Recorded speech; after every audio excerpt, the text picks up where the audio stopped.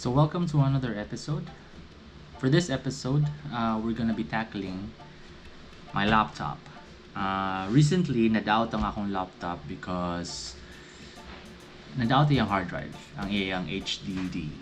And goal ko for like 2 weeks because I couldn't use my laptop. I couldn't edit videos, and most of all, I could not play video games, which is Call of Duty. So, mingaw ko og dula og Call of Duty Modern Warfare. As in, yeah. Kasakitan ko tanaw sa YouTube nga katong akong gipang-subscribe nga may gimong dula like Marksman, Fugitives, Exo Ghost, Handler. Di ko ganahan matanaw sa ilang mga videos kay maibog ko. Yeah. So, so today niabot ang akong hard drive. Instead of buying the HDD, nag-upgrade na lang na ako sa SSD. I upgraded my hard drive into SSD.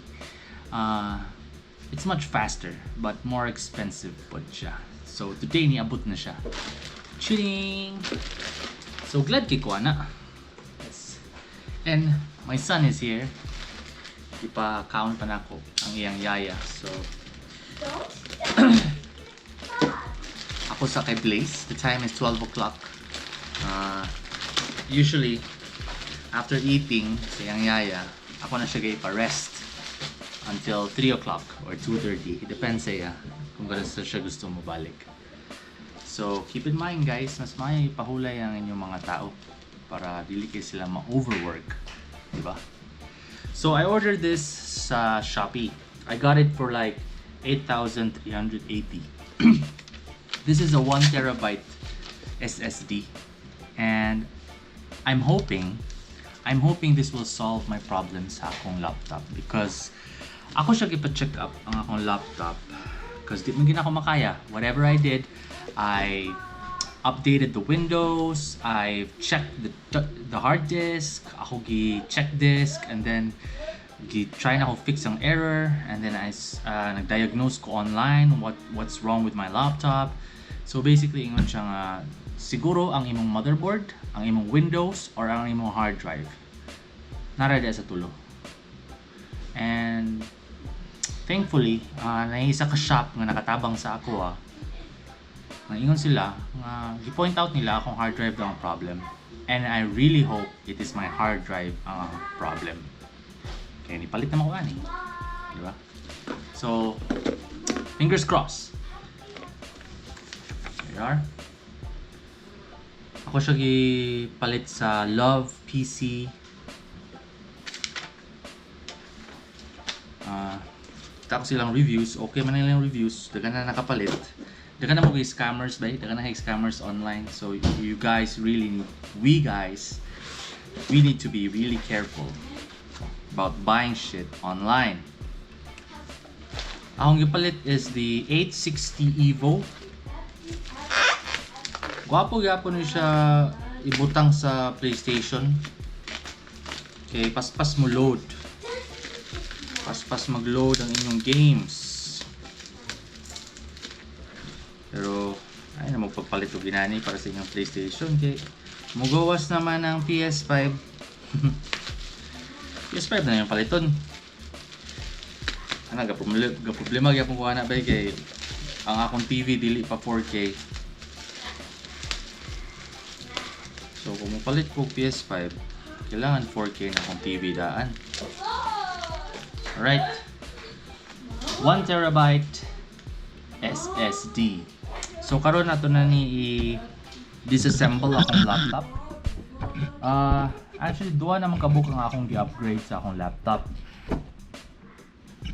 Akong gi-upgrade sa akong laptop is the RAM from 8GB. Ako siya gihimo og 16GB.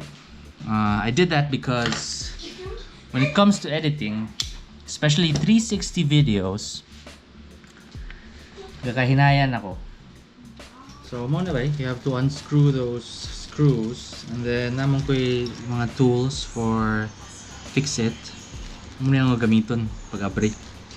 Medyo goal lang ko because last time ako gipa-check sa shop, dili kay maayo ang pag-open nila.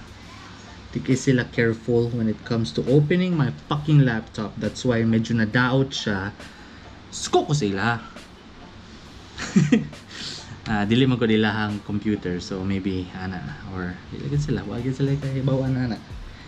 Anyways, pag-upgrade ako sa una is I used to pry this with this tool, hinahinay, and then until mag-open siya. So I'm gonna do that again. Hey, thanks man. I love you, boy. That's my son. Muna ang pinakapalanggas ng kalibutan. His name is Lazy Boy.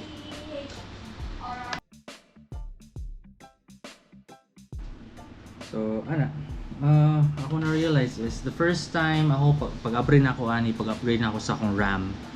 Lisod siya i-upgrade bay. Wa pa kay siya na break in, virgin pa kay siya. Gahi kayo. So karon, murag kadua naman siya na open, or I think 3 siguro. Easy na siya. You just have to pry it very quick, and there it is. Yeah. So just put you there. Okay, so muna akong RAM. This is the SSD, and then this is the hard drive. This is the one that we need to change. So yeah.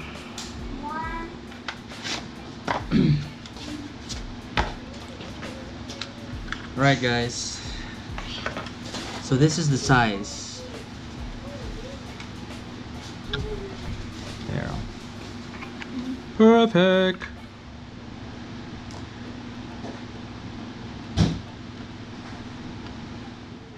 Alright, so I managed to take out the hard disk. Now I have to unscrew the hard disk. Na ko problem nakita diri oh. Kani oh. This is the that's the Wi-Fi card. Natangtang yung wire. I have to put it back. But yan na. Let's focus on this one muna. I was able to tangtang it. Yay!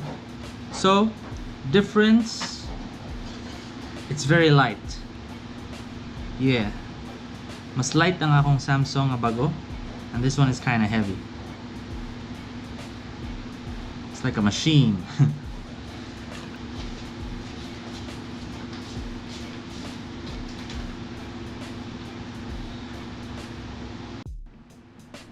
Okay, I managed to put it back ang kaninga wire.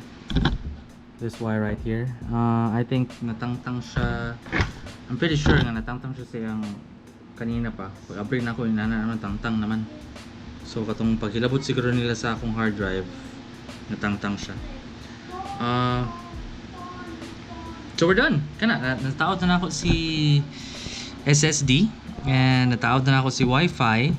This is the another SSD yapon, pero I think I'm gonna be upgrading that in the future, but for the meantime I'm gonna stick with it because there's nothing wrong with it. And as you can see, this one, it's kind of dirty. So since na-open naman ako, I'm gonna fucking clean it. What I use is my nature hike. Nature hike na pang inflate na ako sa akong bed, kung sa ako bukid, or whatever I could inflate. Dagan siya nozzles. I'm gonna use this little nozzle to blow air and get rid of the dust. So, wapo siya.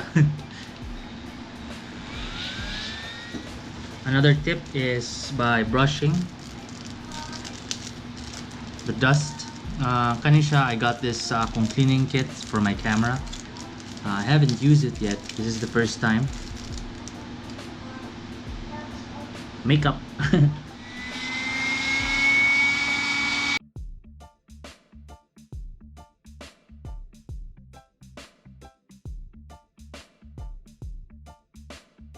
Okay, so nahuman na tanan.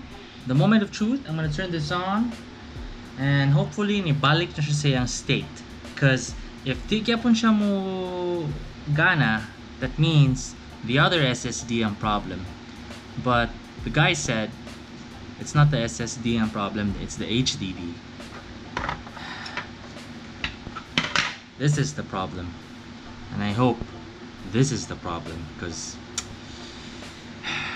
anyways, cross our fingers.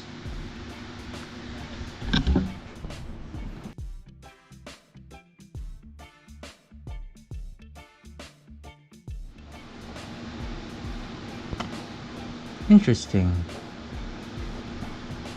Successful ang akong pag-install. I had to check on sa YouTube how to partition shit because I'm still new to this game, bay.